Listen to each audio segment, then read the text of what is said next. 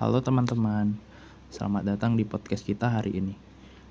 Hari ini kita akan membahas sesuatu yang kelihatannya sangat hukum, tapi sebenarnya juga sangat manusiawi dan juga spiritual.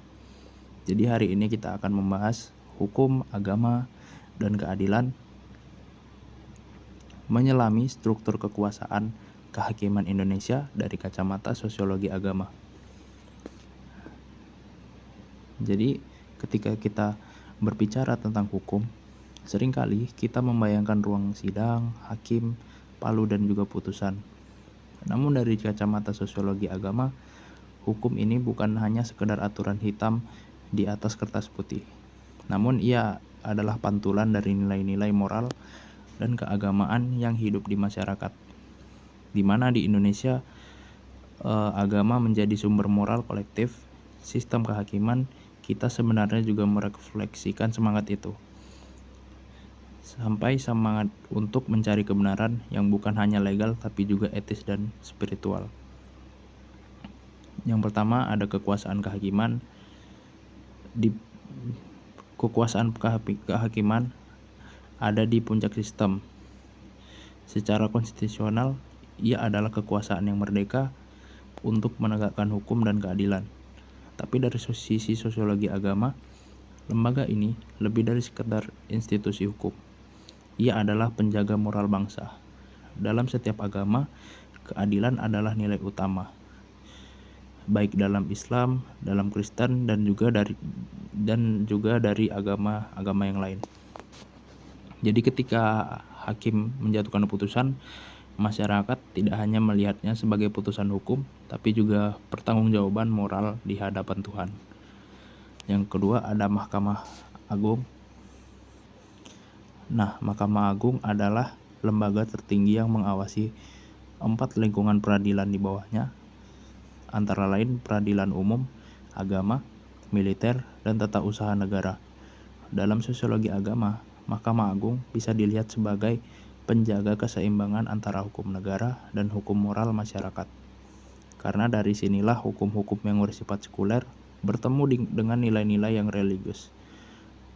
Keputusan Mahkamah Agung seringkali menjadi simbol keadilan sosial dan spiritual. Bukan hanya soal benar atau salahnya di mata hukum, tetapi juga soal apa yang dianggap adil oleh hati nurani masyarakat. Yang ketiga ada Mahkamah Konstitusi. Moralitas konstitusi. Di sampingnya kita lihat Mahkamah Konstitusi atau MK. Kalau Mahkamah Agung ini menjaga pelaksanaan hukum, maka MK menjaga roh dari konstitusi itu sendiri. Dari sudut pandang sosiologi agama, MK ini berperan sebagai penjaga moralitas konstitusi. Setiap kali MK memutus perkara tentang undang-undang atau hasil pemilu, masyarakat menaruh harapan bahwa keputusannya bukan hanya benar secara hukum, tapi juga adil secara moral. Disinilah spiritualitas hukum muncul, bahwa hukum bukan sekedar teks, tapi nilai hidup yang membawa kebaikan bersama. Yang keempat, ada peradilan umum. Nah, kita turun ke bawah bagan atau peradilan umum dengan pengadilan negeri dan pengadilan tinggi. Jadi peradilan ini menangani perkara pidana dan perdata, mulai dari pencurian, sengketa tanah, sampai penipuan. Tapi dari pandangan sosiologi, tindakan melanggar hukum itu bukan hanya pelanggaran terhadap negara, tetapi juga nilai moral yang dijaga oleh masyarakat dan agama. Ketika peradilan memutus perkara pidana, ia tidak hanya menegakkan hukum, tetapi juga memulihkan keseimbangan moral masyarakat. Dalam banyak budaya religius, keadilan bukan sekedar menghukum, tetapi juga mengembalikan harmoni. Yang kelima, ada peradilan agama. Peradilan agama ini bisa disebut jembatan antara moralitas dan hukum. Peradilan agama adalah wajah paling jelas dari pertemuan hukum dan agama. Peradilan agama menangani perkara umat Islam seperti perkawinan, warisan, zakat, dan ekonomi syariah. Bagi sosiologi agama, lembaga ini menunjukkan bagaimana nilai spiritualitas diinstitusikan dalam sistem hukum negara. Ia bukan hanya tempat menyelesaikan konflik, tetapi juga menjaga kesucian relasi sosial dalam perspektif iman. Ketika hakim agama memutus perkara, tujuannya bukan hanya mencari siapa yang salah, tetapi bagaimana kedua pihak ini bisa kembali hidup dalam keadilan. Nah, yang kelima ada peradilan militer. Di sini hukum berfungsi menegakkan disiplin di antara anggota TNI. Dalam masyarakat militer, nilai seperti ketaatan, loyalitas, dan pengabdian dianggap suci. Mirip dengan nilai-nilai spiritualitas tentang amanah dan tanggung jawab. Sosiologi agama memandang peradilan militer sebagai cara untuk menjaga moral kolektif kelompok sosial tertentu. Setiap pelanggaran bukan hanya dianggap melanggar peraturan, tapi juga pengkhianatan terhadap nilai etis dan spiritual yang melekat dalam sumpah militer. Yang keenam, ada peradilan tata usaha negara. Fungsinya mengontrol kekuasaan dan moral. Dan terakhir, peradilan tata usaha negara atau PT-UN dapat menyelesaikan sengketa antara warga negara dan pejabat pemerintah.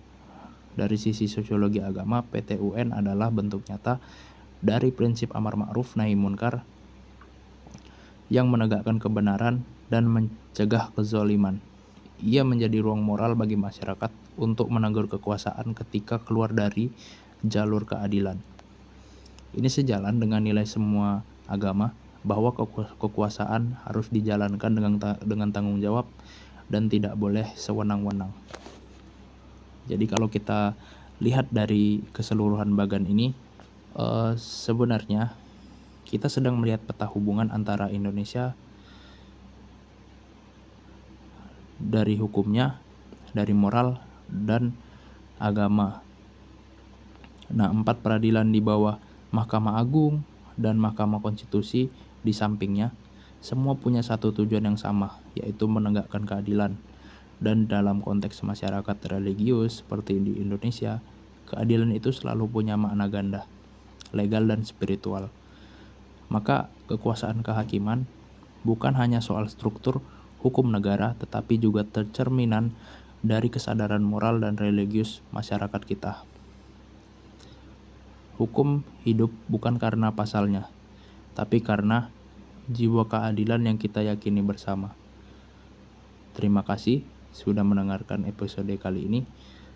Semoga kalian semua bisa melihat hukum bukan hanya sebagai sistem yang kaku, tetapi juga bisa sebagai jembatan antara dunia sekuler dan nilai-nilai spiritual yang membentuk kita sebagai bangsa. Sampai jumpa di episode podcast kita selanjutnya. Tetap berpikir kritis dan jaga nurani. Terima kasih.